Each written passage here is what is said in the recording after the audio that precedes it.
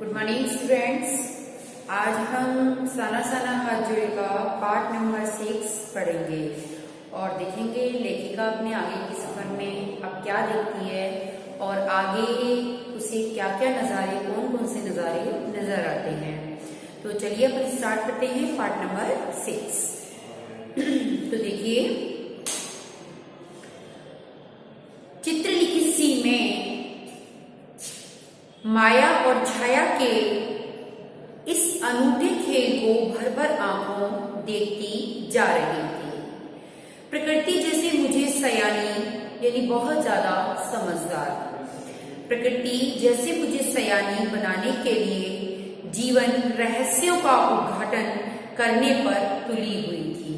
देखिए, चित्रलिखित सी में यानी कहने का मतलब है कि उन प्रकृति ने उन चित्रों को जो वहां पसार रखा है, उन चित्रों को जो वहां ने उन्होंने अपनी कृति से अंकित कर रखा है, यानी पहाड़ है, झरने हैं, वो ईश्वर की कृति है, ईश्वर की रचना है ये सारी चीज। तो मैं ईश्वर के द्वारा बनाई गई इस रचना को, इस माया और छाया के खेल को, यानी ईश्वर ने जो चारों तरफ ये माया फैला रखी है, कहीं पेड़ हैं, कहीं झरने हैं, कहीं नदी है, कहीं फूल हैं, कहीं वादियां हैं, कहीं हिमालय है, कहीं मतलब कहीं कुछ और कहीं कुछ नजर आ रहा है। तो वो चारों तरफ जो माया फैल रही है और उसके ऊपर जो ये छाया, यानी कभी बादल हो रहे हैं, कभी धूप हो रही है, कभी बारिश आ रही है, यानी मौसम में बहुत सारे परिवर्तन हो रहे हैं। एक सा मौसम नहीं रह रहा, क्योंकि पहाड़ों की जगह है, बहुत खूबसूरत नज़ारे हैं वहां पर, तो वहां जगह एक सा मौसम रहता ही नहीं है। कभी तो बहुत तेज धूप आने लग जाती है, तो कभी एकदम से बहुत तेज बारिश आने लग जाती है, तो कभी कुहासा यानी चारों तरफ धुंध छाने लग जाती है। तो इस तरह से वह उस छाया और माया के खेल को भर भर आंखों देखती जा रही थी। उसे ऐसा प्रतीत हो रहा था कि जैसे ये प्रकृति आज मुझे बहुत सारे रहस्यों को, बहुत सारे अपनी जो अंदर एक गूढ़ रहस्य भर रहे हैं, उन सबको मुझे समझाकर ही मानेगी, अर्थात ये प्रकृति मुझे सयानी बनाने पर तुली हुई थी। धीरे धीरे धुंध की चादर थोड़ी छटी, यानी धीरे धीरे जो धुंध की चादर थी वो थोड़ी छटी, थोड़ी वहां से जो कोहरा था वो थोड़ा कम हुआ। अब वहां पहाड़ नहीं, दो विपरीत दिशाओं से आते छाया पहाड़ थे। दो विपरीत दिशाओं से आए, यानी उनके ऊपर ऐसा लग रहा था कि जैसे उनके ऊपर बिल्कुल मतलब उजाला नजर नहीं आ रहा था, बिल्कुल धुंध सा नजर आ रहा था। दोनों तरफ छाया पहाड़ थे और थोड़ी देर बाद ही वे छाया पहाड़ अपने श्रेष्ठतम रूप में मेरे सामने थे।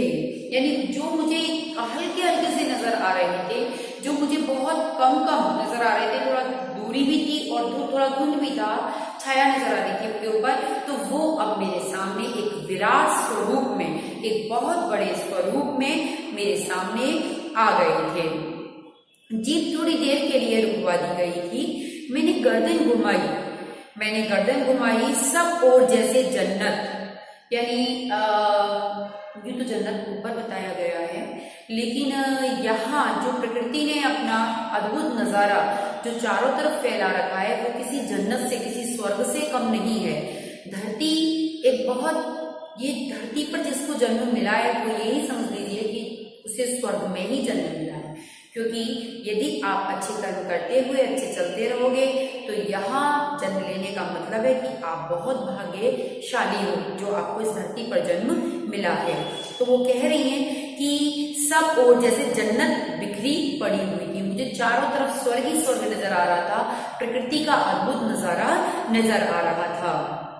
नजरों के छोर तक खूबसूरती ही खूबसूरती, यानी जहां तक दूर दूर तक मेरी नजर जा रही थी, वहां तक मुझे खूबसूरती ही खूबसूरती पसरी हुई नजर आ रही थी। इसके अलावा कुछ भी नहीं था। हर ओर कहीं श्वेत हिमालय बर्फ के नजर आ रहे हैं, तो कहीं बहते हुए झरने नजर आ रहे हैं, तो कहीं धुंध नजर आ रहा है, कहीं खिलते हुए फूल नजर आ रहे हैं, तो कहीं बहती हुई नदी नजर आ रही है। तो चारों तरफ खूबसूरती का एक अद्भुत नजारा पसरा हुआ नजर आ रहा था।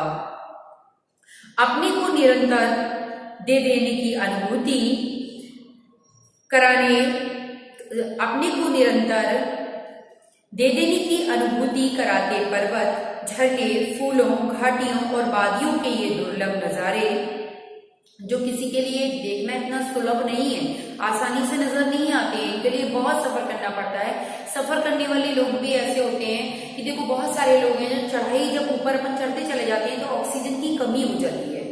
जब अपन बहुत ज्यादा ऊपर जाते हैं ना तो ऑक्सीजन की कमी हो जाती है, तो बहुत सारे लोगों को जिन्हें बीपी की प्रॉब्लम वगैरह होती है या अस्थमा की प्रॉब्लम होती है तो वो लोग चढ़ नहीं पाते हैं, उन लोगों को चक्कर आते हैं, उल्टियां आती हैं, सफर नहीं कर पाते हैं वो लोग। चाहे हम जीप के अंदर बैठे हैं, चाहे कार के अंदर बैठे हैं, किसी के भी अंदर बैठे हैं, तो गाड़ी गोल गोल गोल गोल जब घूमती है ना तो दिमाग घूम जाता है।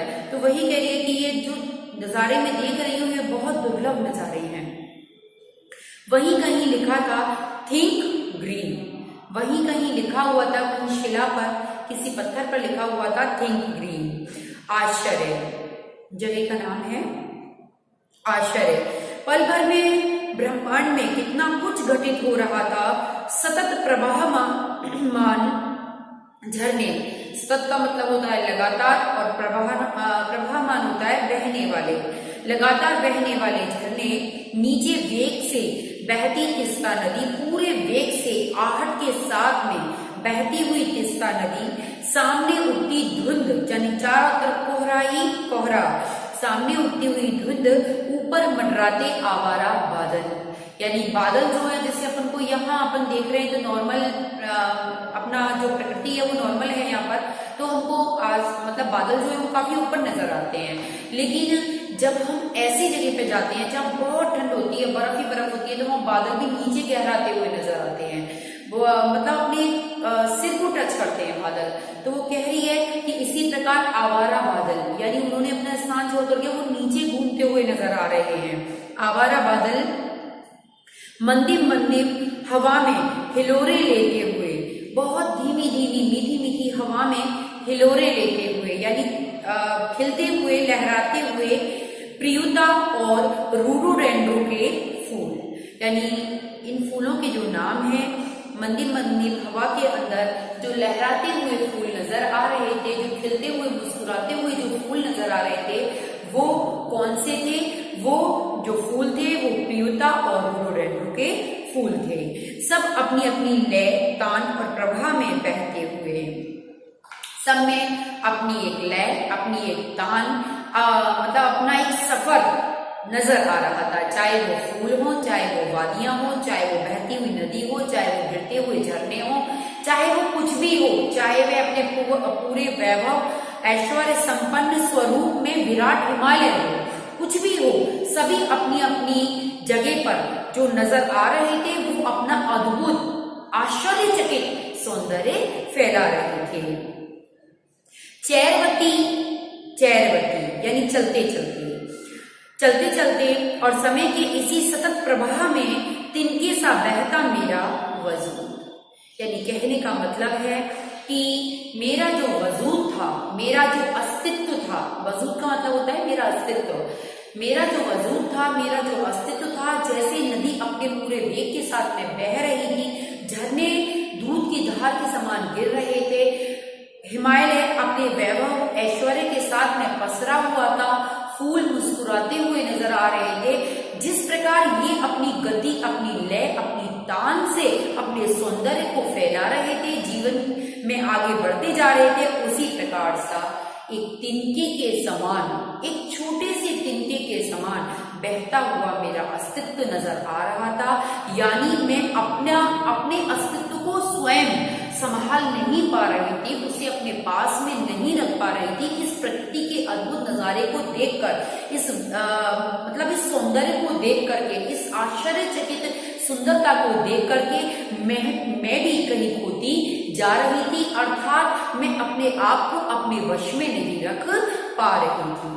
समझ में आ गया होगा आपको कि जिस तरह से ये प्रकृति अपना वक्त निकालती चली जा रही है और इसका सौंदर्य अद्भुतता इसमें नजर आ रही है, उसी प्रकार मैं इस प्रकृति में घुलती चली जा रही हूँ, इसके साथ में एक रंग होती चली जा रही हूँ, मुझे अपने वजूद का, मुझे अपने अस्तित्व का, कि मैं कौन हूँ और किस लिए यहाँ आई हूँ। थोड़े समय के बाद मैं यहाँ से चली जाऊंगी, मुझे कुछ भी ध्यान नहीं रह रहा।